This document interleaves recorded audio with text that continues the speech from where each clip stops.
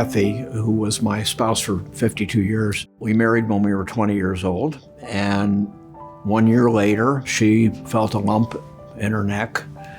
We had a biopsy done, and it was Hodgkin's disease. In those days, radiation was the answer, massive radiation. It cured the Hodgkin's, but years later, she had a weak heart. She had breast cancer, and she eventually succumbed to small cell lung cancer. Probably all of them were related to the heavy doses of radiation she had when she was 21 years old.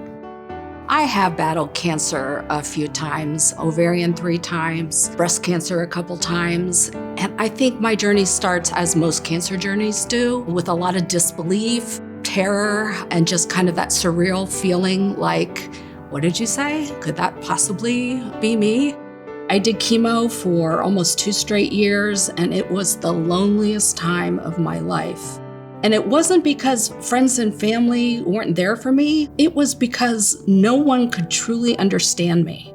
I was consumed with hair loss and thrush and violent vomiting so hard that underneath my eyes were turning black and blue. The antiemetics weren't what they are now. There was no Zofran. The best support I received was when I decided I was tired of watching my hair fall out and decided that I was going to look for a job. There was somebody hiring for a part-time file clerk at A.G. Edwards, which is now Wells Fargo, and hence 32 years later, I'm still working for the same firm. My personality is, when you're low, go. And so I had to get up and do something, even if it was just filing 2 days a week.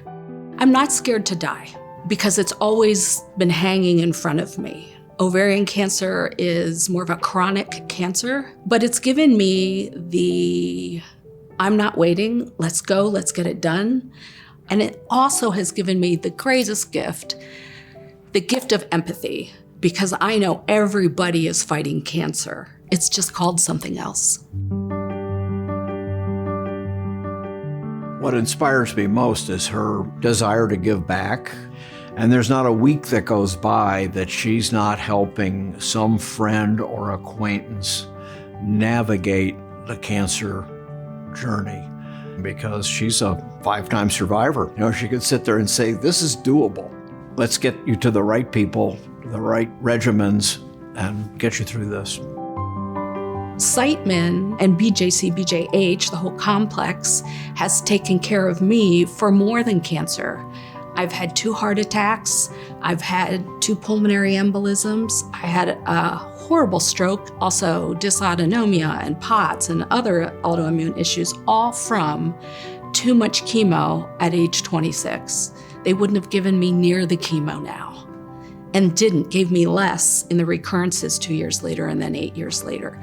So again, these targeted therapies and research that can give a specific person with a cancer or a different disease individualized treatment is the way of the future. None of that happens without research, without the Cancer Frontier Fund, without being able to raise dollars for doctors. We are blessed to have this group of research doctors and clinicians in this city. It's a beacon for St. Louis. Barnes Jewish Hospital is, but Siteman in particular. And I think about the people living in rural areas that don't have access to this kind of care, and it's a difference maker. I am not living unless I'm giving. For me, it's our responsibility. To whom much is given, much is expected. And we've taken care of our families, and it's time for us to take care of some others. We agreed to be lead ambassadors for Illumination Gala this year because it's a primary fundraiser for cancer research at Siteman. The Cancer Frontier Fund is the primary beneficiary of the gala. The money is made available to researchers who can apply for grants for specific projects that they're working on a particular cancer that they are focused on developing new treatments for. Research is the future. Without research, nothing happens. Without clinical trials, nothing happens. Nothing moves forward without research. If you want the most bang for your buck, it's donating to research, and it's the Frontier Fund. We talk about the frontier, but we're getting closer to the edge, where we can get to an individualized treatment. We have arrived. There's no time to waste. It's the beginning of more cures.